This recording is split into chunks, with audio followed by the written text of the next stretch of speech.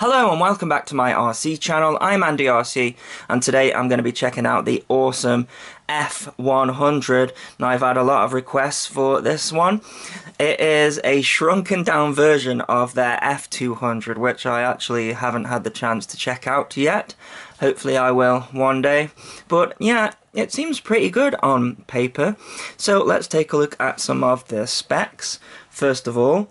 So it's a 100mm frame, hence F100.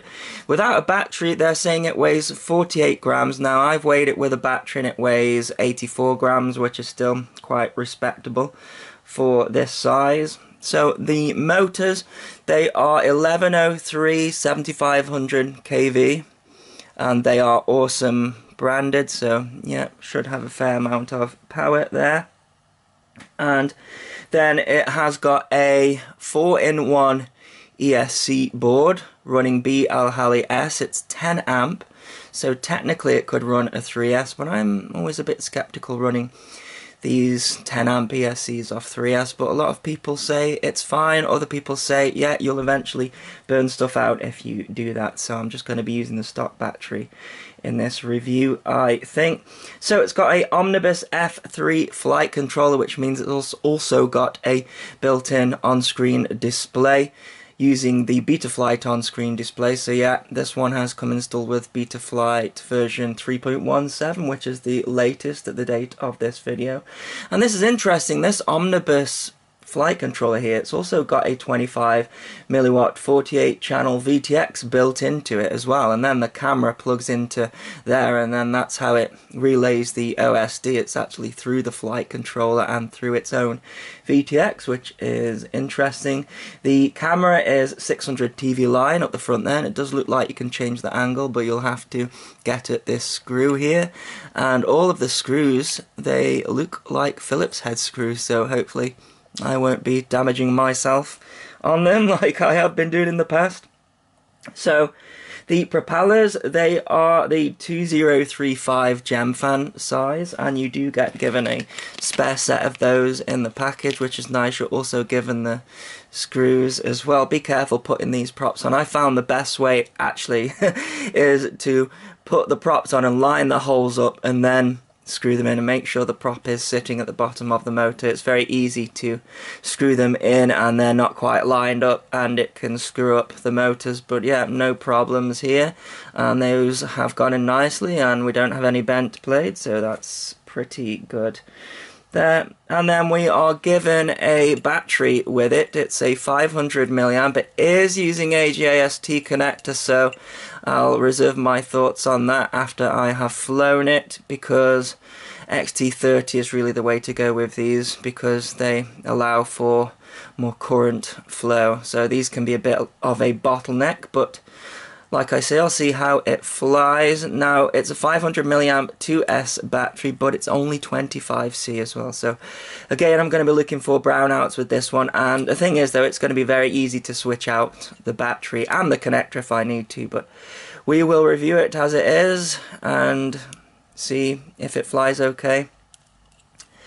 And what's interesting about this one as well is that it's got this flat top here as well, and I know a lot of people are probably going to be thinking, can you fit a Mobius Mini on that? And you can, but I'm not sure how it would fly on a 2S. Maybe that's when you'd want to stick a 3S on there. Now it comes with various different receivers. This is the bind and fly. It looks like you can also get it in a plug and fly as well. And yeah, these are the other models that Awesome makes here. So what I'll do is I will link in the description. You can check out the different receivers that it supports. But this is the XM version, so the FreeSky version. It's not the XM Plus, it's the XM. So it's just got the one antenna there, and that is sticking out the top there.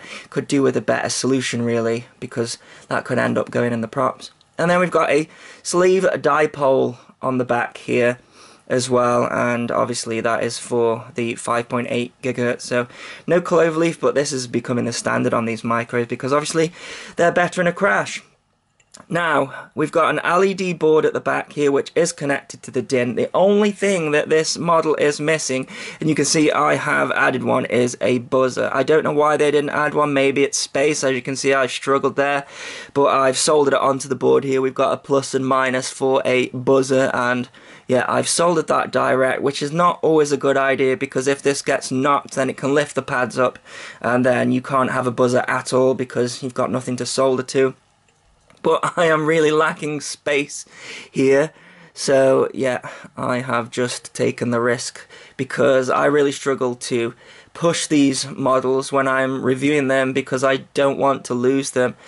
So yeah, I've stuck a buzzer on it there. Technically, you could just wait for the 10 minutes or change the beacon on the ESCs, but again, they tend to be not very loud, so yeah, I've just stuck a buzzer on it there. This is one of those buzzers from the QX series, so like the QX95 or whatever, really tiny, just solders on there. Interestingly, in Betaflight, it was set up for a buzzer. I don't know why they didn't stick one on the back here with the LED. That's what they usually do, but they didn't, so there you go. Now, before I talk more about Betaflight, let's check out some of the other stuff that you get in the package. You get given these, which might be quite important to a lot of you, because I know there's a demand out there for like a sort of all-round model, one that you can fly indoors but then flies really nicely outdoors. Now, for me personally, I tend to stick to brushed models indoors because they fly for longer, they don't have incredible power, which means you can't drive them through the ceiling or damage things. But the idea with this one is that we've got some protectors here, and they replace these stands here. Quite clever actually, because then that means they don't have to give you shorter screws or longer screws. However, if you did want to remove this to save some weight, you will probably need some shorter screws, otherwise these screws would touch the back of the motor and short out, and you'd have a lot of smoke, and that wouldn't be very good. So what else have we got? Well, I talked about the props. We've got a spare rubber band and a spare 1mm pitch. Are they called JST-SH? Something like that. I guess that's a spare part for one of these. Another interesting thing is all the motors here, they have the little connectors on it and they go straight into the ESC board. I quite like that, because if a motor goes you can just replace it, but it's probably more likely the ESC goes than the motor. And we actually have a little button on here as well. There is the button, and that's actually for controlling the VTX. Now, I love how they have explained how this works in the manual. I'll tell you how it works.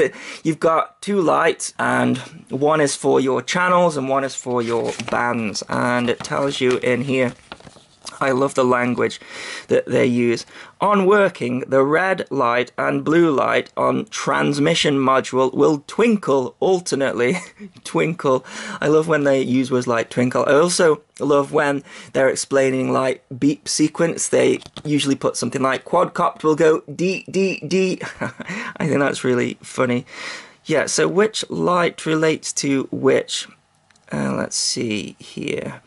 So it's saying the red light will twinkle 2 times and the blue light will twinkle 3 times. So what they are saying is the red light is for your band and the blue light is for your channel, and it will flash. So let's say if you want to go on to band C, your red light will flash 3 times, and then channel 1, your blue light will flash 1 time. I don't think it's connected up to Betaflight, but you'd think if it is built into the VTX, then they could do that, you know. But the VTX is built into the board, so I'm sure they could have done that somehow, so that you can change your channel through the on-screen display.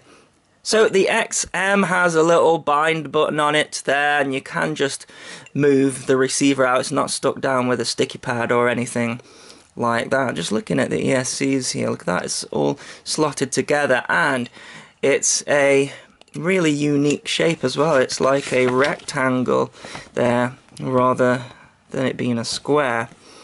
Yeah, so quite a unique design, this one. I think it's going to fly really nice. Now let me tell you about the Betaflight setup.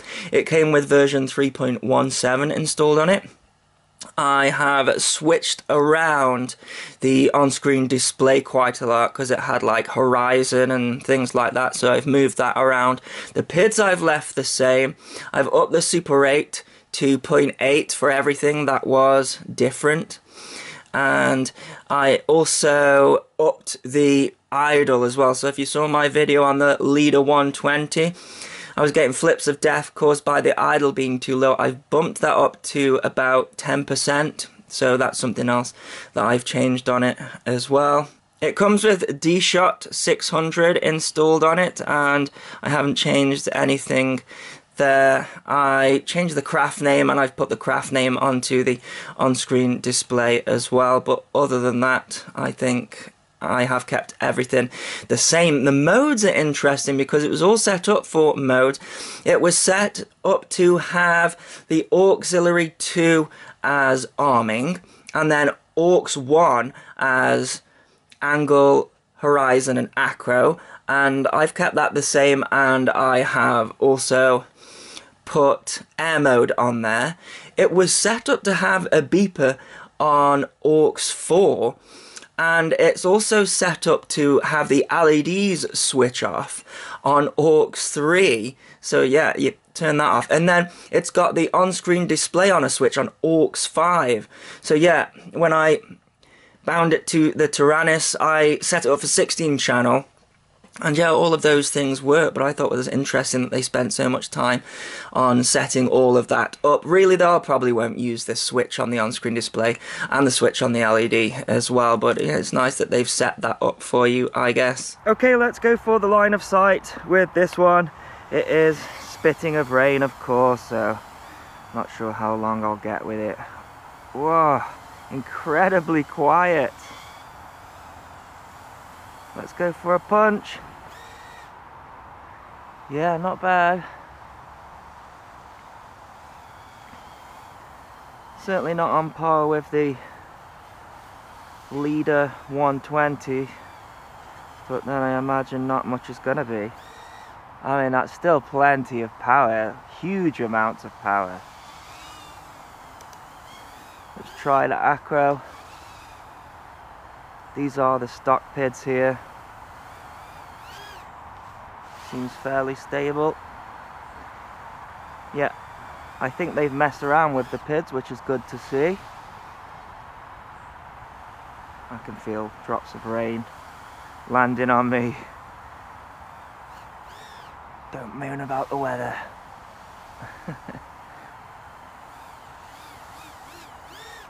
Oh, it's so nice and quiet. I like it, I like it. It's a shame they didn't add a buzzer out of the box.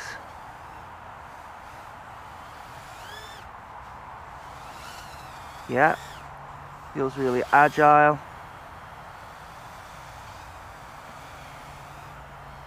It's flying nice. No flips of death on the line of sight flight, at least.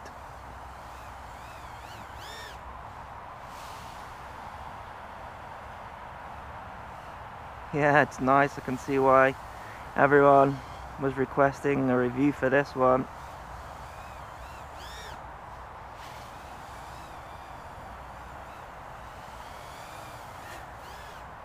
I might change those LEDs flashing on the back. I don't really like them flashing.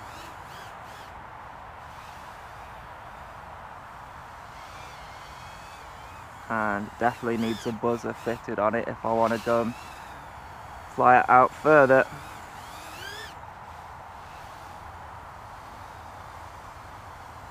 Right, let's come in for a landing and get some FPV done.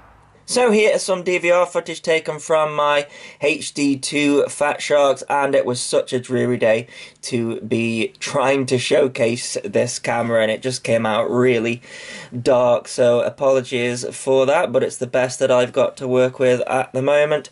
Now, I've been really impressed with this model, I have to say. There was just no bother with it all along. I didn't have any flips of death, no brownouts. It just flew like it should do. And we have the on-screen display there, which is very nice as well. and yeah, no problems with range at all. So when it comes to the power, it's not the most powerful of these models that are running a 2S battery, and I think that's because I've been used to these models now that are carrying these 2.8-inch props. But nevertheless, it flew very nicely. It's a shame that it doesn't come with a buzzer, but it's so easy to just add one there. So yeah, I would definitely recommend doing that, otherwise I wouldn't be flying out this far. But yeah, another great thing about this model is it flew for a really long time. It flew for like over 5 minutes, and that wasn't me just flying it around gingerly either. I was giving it death. I was giving it full throttle, throwing all of my maneuvers at it that I usually like to do, and it coped with it without any brownouts. In fact, I got to the end of the flight and there was still a little bit of juice left as well. I was just waiting for it to fall out of the sky and it never did. So yeah, this one's got a really good flight time. As for whether it can carry a Mobius, I'm gonna go ahead and say no, I don't think so. I think the fact that that top is angled is just to mirror the bigger models that are out there. I think if you put a Mobius Mini on this model and flew it with its stock battery, then it wouldn't get very far off the ground and you certainly wouldn't have a lot of fun with it. You might get some decent footage, and I think it'd draw a lot of amps as well. I think if you put a 3S on this, then yeah, it probably could carry the Mobius no problem, but then you have to ask the question, well, should it be running a 3S and will it burn out? I would say it possibly could, carrying, you know, the weight of a Mobius Mini. And personally, just lately, I've been flying models without a HD camera. Like, yeah, it's all very nice watching videos back and stuff, but I just love how quadcopters fly without the extra weight of a GoPro. That's not to say I'm never going to fly without a GoPro or a Mobius Mini. It's just that I've been finding that you have a lot more fun in the moment without flying one than you do when you sort of look back at the HD footage. So yeah, I like this model. It gets a thumbs up. There's not really a lot I would change with it. Like I say, I added the buzzer and that's about it. I do think that the tune could be better. Now, this was quite a windy day here, and I noticed a couple of wobbles. I think the P gains need upping on both the pitch and also the roll as well. Yeah, it's just a little bit woolly, I would say. The controls, and you can see there, it's not completely smooth, but I do like that they've had a crack at it anyways. And of course, you know, PIDs are subjective anyways, so this might have been someone's perfect tune, but it wasn't for me. So yeah, I would definitely try and work on that. But yeah, I really like this model. I'll put a link in the description if you wish to get one. And as always, thanks so much for watching. Please continue to subscribe. Cheers.